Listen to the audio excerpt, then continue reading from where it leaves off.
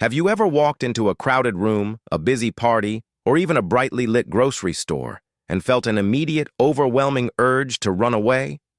Your heart starts racing, your chest feels tight, your brain feels foggy, and suddenly, making conversation feels like trying to run a marathon in quicksand.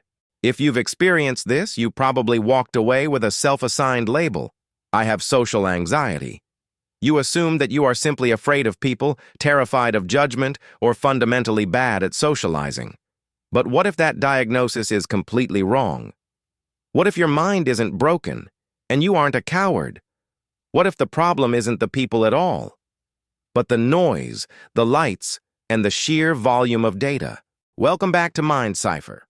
Today we are decoding a massive psychological mix-up that keeps millions of people trapped in unnecessary shame. We are going to break down the critical difference between true social anxiety and sensory overload, and uncover the 4 hidden signs that you've been mislabeling your own brain.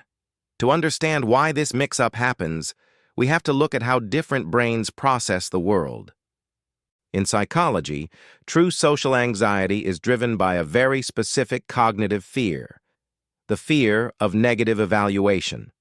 It is the persistent, terrifying belief that people are judging you, laughing at you, or that you are going to embarrass yourself. It is rooted in social shame. Sensory overload, however, has absolutely nothing to do with shame. It is a neurological traffic jam. Every second, your brain is bombarded with millions of bits of data: the hum of the air conditioner, the flickering lights, the background chatter, the texture of your clothes. A typical brain has a built-in filter that discards 99% of this background noise. But a highly sensitive nervous system lacks that filter. It processes everything at maximum volume. When that happens, your amygdala, the brain's emergency alarm system, freaks out. It doesn't care that you're just at a birthday party. It senses an existential threat. It floods your body with adrenaline and cortisol, mimicking a panic attack. Because this happens around people, we blame the people. But it's not the crowd's judgment that's crushing you. It's the crowd's decibels. Here are the 4 subtle signs that your social anxiety is actually sensory overstimulation. Sign number 1, the one-on-one switch.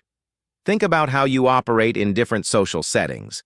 If you are in a crowded, noisy bar with music blasting and people bumping into your shoulder, do you shut down, stumble over your words, and desperately look for the exit? Now contrast that with a quiet coffee shop, sitting down one-on-one with a single person. In that quiet setting, are you suddenly articulate, deeply engaged, funny, and entirely comfortable? If you truly had social anxiety, the fear of judgment would follow you into that coffee shop. In fact, one-on-one interaction is often more terrifying for socially anxious individuals because there is nowhere to hide. But if you thrive one-on-one and collapse in a crowd, your issue isn't social, it's environmental. Your brain can handle the human connection, it just can't handle the acoustic chaos. Sign number 2, the visual and physical decompression. Pay attention to what actually fixes your exhaustion after a long day out. When you get home from a draining social event, what do you need to do to recover? Do you lie in bed rehashing every single sentence you spoke, obsessing over whether you looked stupid or offended someone? That is the hallmark of social anxiety. Or, do you find yourself needing to sit in a pitch-black room?